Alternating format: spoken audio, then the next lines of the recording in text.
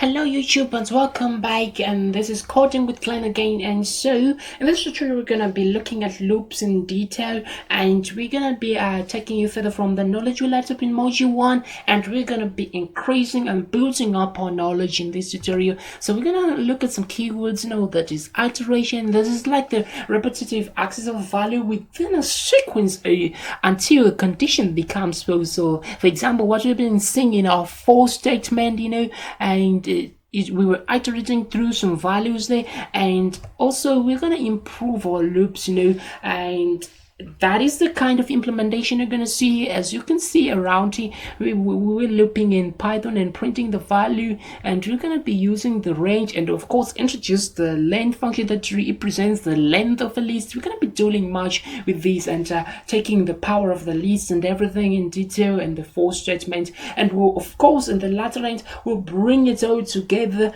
and we see how we can merge everything we have learned. And in the next thing we're going to do, we're going to put the for statements, that is, we're going to talk about the if statement in detail, and we're going to talk also about the function arguments in the latter one, and variable scope and nested for if statement and variable length arguments. But for this first tutorial we're going to be looking at the enhancement of the for statement in this tutorial, working with the lists and other strings. So please hold on. And now what we're going to be doing, we're going to go on to our editor, and in this time we're going to create a new file. We're going to call it for states, just for us to remember what we're dealing with. And so what we're going to be doing here, we're gonna start off by creating some variables.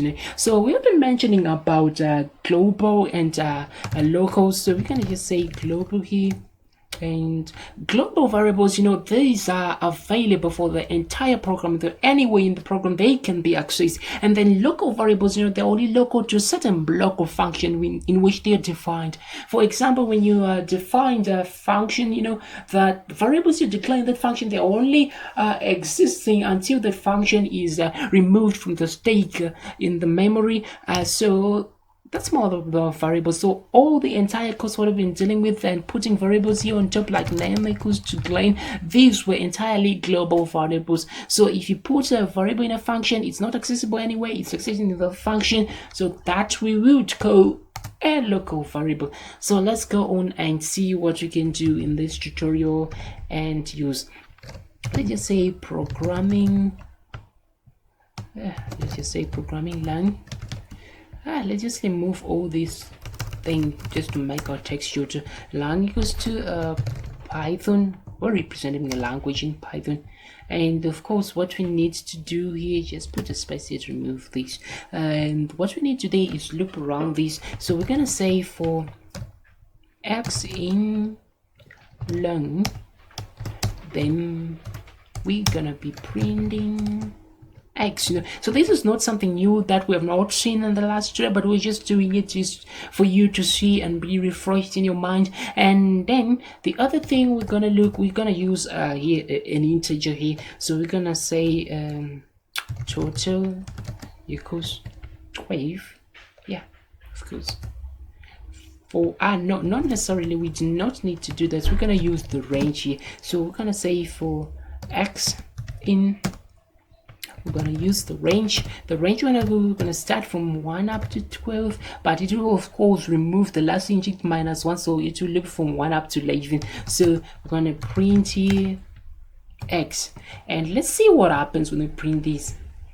We print that. Oh, of course we are not running this one, we're still referencing the previous one. So we're going to put a data name here so that we can run this.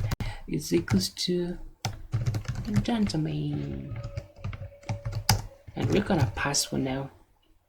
Then we run focus, and as you can see from here, it's printing Python first, and then it goes 1 up to the 11th value, as you can see right here. So what we're gonna be needing to do, explain a few things here. As you can see, we were using the same variable here and the same again here, but what happens is this variable is being recognized as a local variable because it's not in the outer namespace. So it's gonna not have any problems with us doing that. So we're gonna be just printing the value, so it's gonna be local to this and local to this function too, and so you're gonna not have any problems with it. So and the next thing now we're gonna do, we're gonna be talking about how we're gonna be using this enhancing with the list. So I'm just gonna remove this, but if you need it you can just comment it out and keep it out for yourself. So we're gonna be using a list here. So my list is equals to, and this list we're gonna be putting a list of programming language. So we're gonna start off with Python, which one we're doing,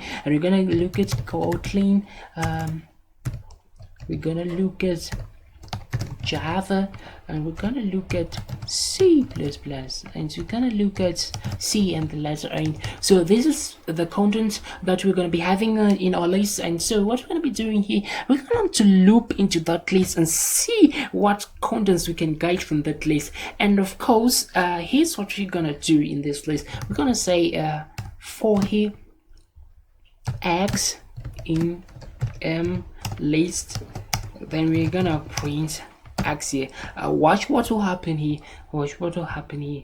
I'm gonna print that, and as you can see, it's printing the values again: Python, Kotlin, Java, C++, and C. So now what it does, unlike in the letter reference when we were putting Python, it's gonna going through the letter in each and every word there, but for now it's printing the values as per index there. So that's how you can print and loop around the values in your list. But there's also another specific way when you want to print, invert the length, using the length here. So you're gonna say here len here.